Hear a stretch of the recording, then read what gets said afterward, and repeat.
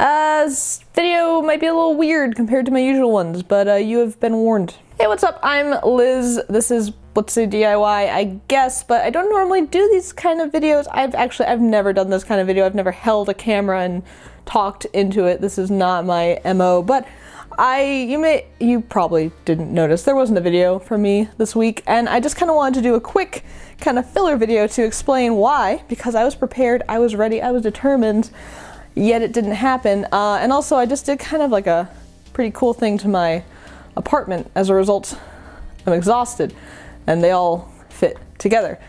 So first of all, why that video, despite all that prep and success and everything, not happen? Well, I've been having a storage crisis with my computer that I've been ignoring. My C drive, it was like right at the max, and so I had to move like at least one big file. So I chose to move Star Wars Battlefront, and for those that aren't gamers, that game is huge. It's like 52 gigs. It's insane. So I moved it to my scratch disk because I was like, there's room there. It's fine. But I've been filming in a higher bitrate, and I've also been filming more B-roll. So it's harder to keep my scratch disk empty. So I had cleared off some projects and was importing the footage for the project I just finished up, which if you've been following me on social media, you probably know it's a turntable project for B-roll. So I'm importing this footage. It just so happened that the voiceover portion that I filmed ended up coming out pretty long. And don't worry, we'll cut it up at like 17 minutes. So when I was importing that and the GoPro footage, I'm starting to do like a 2-camera thing, I kept getting these errors. Now GoPro, I have gotten errors with that footage before. It's usually because of like the weird formats that GoPros use. So I just chalked up to that. I didn't notice that I also got an import error on the main footage shot on this camera on a normal SD card until I was importing the footage into Premiere, and I was like, what is this? I then spent like an hour trying to like re-import everything. I was like racking my brain. I tried converting the footage. Then I even brought the straight up MTS file, which is the default file that isn't like converted from everything, because these cameras, like your professional cameras, they don't record a file format that you can just like read. It needs to be like imported. Anyway, I tried bringing that into Premiere even, and it was like, no. And so I was going out of my mind. So then like finally I was like, well, whatever. I have the other footage, like I did my whole color thing that I normally do, and I did a render so it'd be smooth. I got an error with that. I was like, what the hell? There must have been like an Adobe update or something. Why is everything giving me so many problems? So I wasted like so much time doing this, and then all of a sudden I thought to myself, wait a minute, is my scratch disk full? And I looked, and yeah, it totally was. So I finally had to bite the bullet and move Star Wars Battlefront off my scratch disk, which is an SSD, to my spinning disk drive, and just accept that until I finally just get my stuff together and put all my stuff into a bigger boot drive so that I have enough room. I'm not gonna be able to play Battlefront at the load speeds that I want. That's fine. I'm mature. I can handle that. And so when I did that, I was like, oh, let's try importing those files again through Media Encoder, see what happens. And oh, sure enough, yeah, it was fine. It was totally fine. So that was yesterday, which was Friday. Today is Saturday. So I imported that, but I got home like late because it was Friday, and like, all right, well, I'll just edit the next day. Today, Saturday.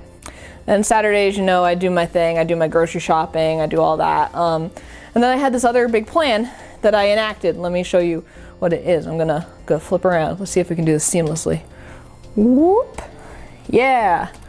Okay, if you've been following the channel for a while, you know every once in a while I would film a video at my desk here, but I hadn't in a while because I always felt really cramped. And that's because, you may remember, there used to be like a tall shelf that was skinny, like right here. But now, as you can see, there's these wide, short shelves right here. And my desk moved over a bit. So that's what I did today. I moved the tall shelves. I didn't throw them out. They're in my bedroom now. I'm not gonna show you that, because why? And so I moved those I put these beautiful cubes together and I moved my desk about a foot.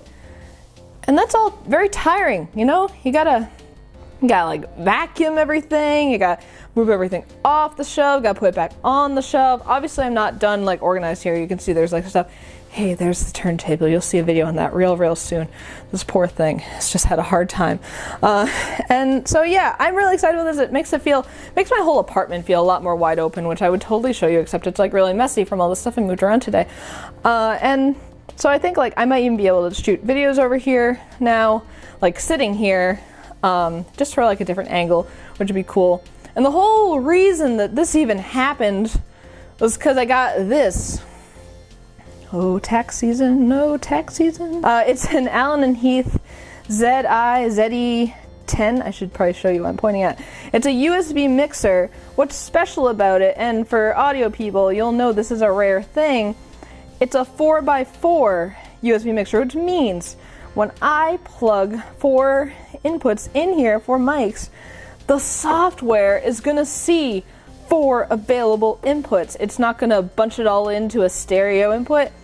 And I've always wanted to have a setup like that. And the reason why I finally moved to this, also Allen & Heath, excellent brand, I love them. Actually at work, we basically use Allen & Heath mixers like exclusively, like we just love them. My good old M-Box 2, oh reliable. I've had it since October 2009. I bought it used my freshman year of college with a license for Pro Tools. And I cannot complain. This thing has been a workhorse. It worked beautifully on my old school MacBook. It worked beautifully on Reptar. USB 1.1, my friends. This is like the real deal. 2 XLR inputs, like it's amazing. But what started happening over time, and it was a slow burn, but then it finally got to be redonkulous, is it started losing its clock rate. And let me flip back because I'm gonna be chatting now. It started losing its clock rate, and so like I switch a lot between 48 and 44.1 because I do video, but I also do music stuff. So I flip back and forth, and it has the ability to do that, and that's fine. But it kept losing the clock rate. It kept it like in the middle of recording. And also like while I'd be like editing, I'd have to close everything out. Sometimes I was able to reset it in the actual like audio software like configuration for Windows. Sometimes I had to actually unplug it, which means I had to turn off my speakers so they wouldn't pop.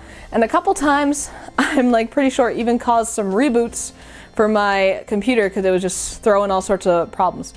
I haven't like been able to diagnose exactly what's causing it, but I mean, I'm looking at the fact that it's USB 1.1 and age. That's probably it.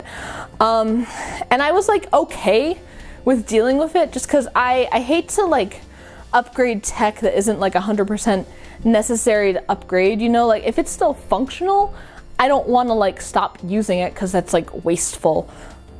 But the final straw with it, if you saw the Electro Smash video, you won't believe this, and like luckily I was able to like not have it affect it, but like that big long, well, it wasn't long for you because I edited it down, but like all the sample guitar playing I did, I record into Pro Tools, but then I also had the backup mic on my camera, my Zoom H1 I point at the amp too, and then the GoPro mic. I went to edit the Pro Tools audio and it had the digital noise that it had lost the clock rate, and it was just like zzz, zzz, zzz, zzz, zzz, zzz, through the whole thing, so like it was unusable.